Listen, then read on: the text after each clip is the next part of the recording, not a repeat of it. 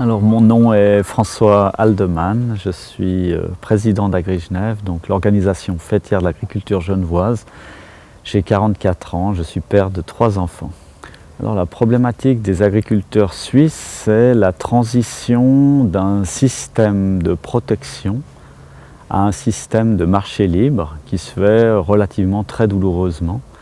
Il faut comprendre que depuis les années 70, l'agriculture suisse était soutenue de manière massive par la Confédération. Et depuis une dizaine d'années, on assiste à un désengagement de la Confédération, à une ouverture des marchés. Et vous pouvez comprendre la difficulté du monde paysan à s'adapter à ces nouvelles conditions. Alors aujourd'hui, l'impact prévisible est parfaitement connu. L'adoption tel que le projet d'accord de libre-échange avec l'Union européenne prévoit une baisse du revenu agricole d'environ 50% pour toutes catégories confondues. Et puis on peut presque imaginer des baisses allant jusqu'à 70% dans certains secteurs, notamment la viande bovine et les productions de céréales. Concurrence internationale? Alors en réalité, il ne s'agit pas de taxes, il s'agit d'une ouverture de marché. Donc ça veut dire que justement la suppression de toutes les protections douanières pour en fait permettre un libre marché sur le marché suisse. Ça va avoir un impact énorme sur les exploitations agricoles, vraisemblablement la perte d'environ la moitié des exploitations actuelles qui sont en exploitation. Absolument. Alors bon, je dirais que ces exigences supérieures qui ont été demandées à l'agriculture suisse, ce sont des exigences qui ont été mises sur pied dans 2 buts différents. Le premier, c'est le bien-être des animaux. En Suisse, nous avons les normes les plus sévères au monde, très clairement, puisque des lois sur la détention du bétail ont été votées, ce sont très largement les lois les plus restrictives. Donc évidemment, en étant restrictives, ça oblige aussi les agriculteurs à produire à des coûts très élevés. Aujourd'hui, la détention du bétail tel qu'il est aujourd'hui pratiqué en Suisse engendre obligatoirement des surcoûts énormes si on les compare avec des normes de détention américaines, avec notamment l'engraissement des bovins, avec les hormones qu'on connaît. Donc aujourd'hui, l'agriculture suisse a aussi une deuxième exigence, c'est une exigence écologique. Cette exigence écologique, c'est ce qu'on appelle les prestations écologiques requises. Ces exigences-là sont aujourd'hui mises en place par plus de 95% des exploitations suisses. Donc on peut considérer que l'entier de l'agriculture suisse est déjà en production selon ces normes d'exigence. Ces normes d'exigence demandent notamment la réduction des pesticides, par exemple. Pour citer un exemple, c'est 7% de la surface totale de la surface agricole utile suisse, qui est considérée d'environ 1 million d'hectares. 7% de ce million d'hectares ne reçoit ni engrais de synthèse ni pesticides. Ce sont des normes que nous ne trouvons nulle part ailleurs. On n'a pas l'équivalent connu en Europe ou dans le monde. Donc toutes ces exigences-là conduisent aussi à des surcoûts. Et ces surcoûts, comment voulez-vous les absorber dans un phénomène de concurrence et de libre marché, c'est juste pas possible. Alors on nous dit que nos produits seront mieux perçus sur des marchés d'exportation. Aujourd'hui, nous avons un seul marché d'exportation connu dans l'agriculture suisse qui fonctionne bien, c'est l'exemple du gruyère, mais c'est le seul exemple connu et à ce jour, nous avons beaucoup de soucis à nous faire pour toutes nos productions, on va dire, non reconnues à l'étranger. On voit bien la difficulté de nos viticulteurs à faire connaître leurs vins, même s'ils sont de très bonne tenue.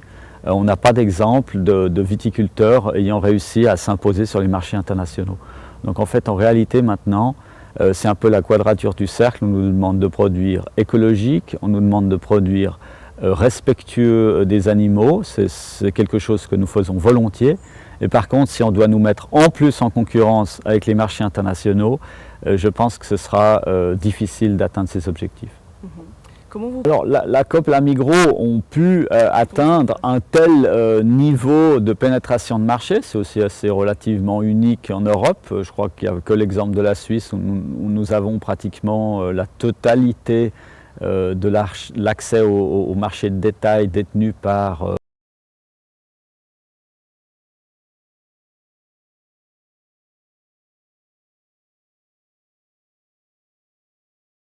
deux uniques grandes surfaces. Cet état de fait vient aussi, et ça c'est historique, à la manière, j'allais dire, fiscale, l'imposition fiscale des sociétés coopératives de consommateurs, qui est en fait qui a été une manière déguisée de pouvoir bénéficier d'avantages fiscaux par rapport à des sociétés anonymes. Et on voit le résultat, c'est qu'aujourd'hui, ils ont pratiquement pris la totalité de l'accès au marché de détail. Et comment pouvez-vous faire face à cette concurrence dans les territoires? Il faut considérer en fait qu'il va s'agir d'actions limitées. C'est-à-dire que quand vous m'avez parlé de l'agriculture suisse, là je vous parle de l'agriculture genevoise. C'est-à-dire qu'il faut malheureusement considérer que beaucoup d'exploitations ne vont pas pouvoir mettre sur pied une politique de vente directe. Je pense que ça s'adresse plus particulièrement à des exploitations comme à Genève ou autour de Zurich, Bâle, des grandes agglomérations où on peut se structurer et on est beaucoup plus proche du consommateur. Le producteur de lait dans la vallée de Joux n'aura que très peu de possibilités de s'en sortir, si ce n'est justement d'agrandir son domaine, essayer de maîtriser ses charges et essayer de survivre dans ces conditions. C'est pour ça que je considère que l'agriculture genevoise a une capacité supérieure de survie sur le long terme parce que justement il pourrait, et j'utilise le conditionnel, essayer de trouver le moyen d'accéder au marché autrement que par le biais des grands distributeurs actuels. Très bien. Alors, c'est évident que si l'accord de libre-échange devait aboutir, c'est une évidence que la grande majorité des exploitations suisses vont disparaître. C'est une évidence. Ça prendra peut-être une décennie. Il est prévu un certain nombre de mesures d'accompagnement. On cite quelques milliards d'aides à la reconversion, d'aides de tous les niveaux, mais je crois que c'est un secret pour personne que l'accord de libre-échange tel qu'il est aujourd'hui mis en avant et proposé, c'est un accord qui a pour but de faire disparaître 50% des exploitations agricoles de Suisse. Je veux dire, c'est clair. Donc, je ne crois pas qu'ils le cachent, je crois qu'ils le disent. Le drame, c'est que aujourd'hui, nous observons une érosion de 3% des exploitations annuelles. Là, il s'agirait d'une érosion globale de 50% sur les exploitations. Donc, voilà, on perdrait 30 000 exploitations en l'espace de 10 ans. Je ne sais pas si la société suisse est prête à sacrifier ses agriculteurs de la sorte, je ne sais pas. De toute façon, j'imagine que cela devrait se terminer par une initiative populaire. Je ne peux pas imaginer que cela puisse en être autrement. Alors, les intérêts, ils sont relativement simples, je crois que personne ne s'en cache non plus. Je crois que le but de saigner l'agriculture suisse, ce n'est pas de la rendre plus rentable comme certains espèrent le faire. L'agriculture suisse restera une agriculture relativement chère. Dans un contexte économique cher, il est difficile de produire bon marché. Le seul vrai objectif, c'est de perdre des parts de marché pour l'agriculture suisse, en contrepartie de pouvoir accéder à d'autres parts de marché, mais dans le cas présent, industriels, sur d'autres marchés émergents. Donc l'industrie suisse, les services, la chimie, ont tous intérêt de voir l'agriculture suisse perdre des parts de marché pour pouvoir ensuite en bénéficier d'autres ouvertures sur d'autres marchés. C'est une évidence. Eux le croient fermement. Nous, on a de grands doutes parce qu'aujourd'hui, nous avons déjà une agriculture fortement importatrice, puisque nous importons plus de 40% de nos besoins alimentaires. Et à quelque part, devoir imaginer perdre encore des parts de marché, ce serait, j'imagine aussi, pour une certaine... je veux dire, il faut imaginer que notre pays a quand même le droit de revendiquer une certaine souveraineté alimentaire. Cette souveraineté alimentaire pourrait être de ne jamais descendre en dessous de 50% de nos besoins alimentaires, parce qu'il s'agit aussi d'une mesure stratégique. Et je pense qu'en mesure stratégique, on aurait le droit de le revendiquer.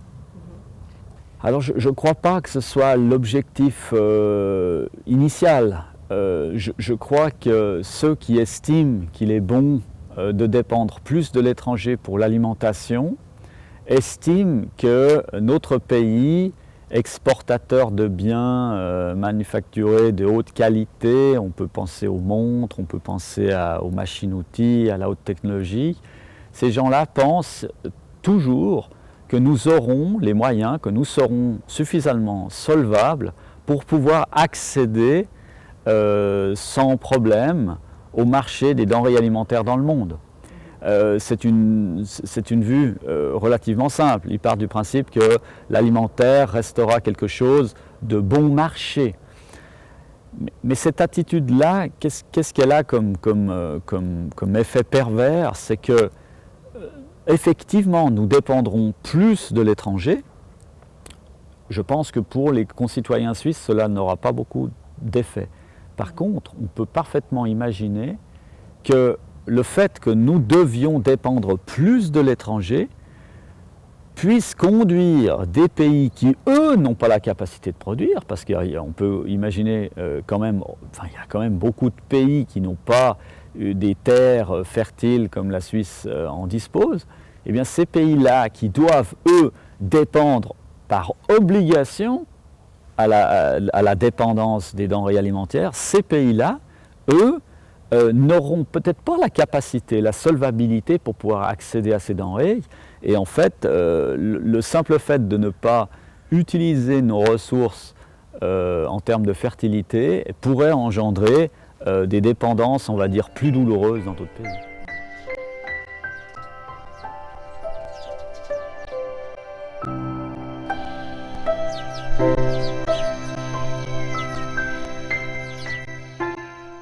Je pense que le consommateur a le droit de revendiquer aussi des produits venant de l'étranger. Je pense que je ne remets pas en cause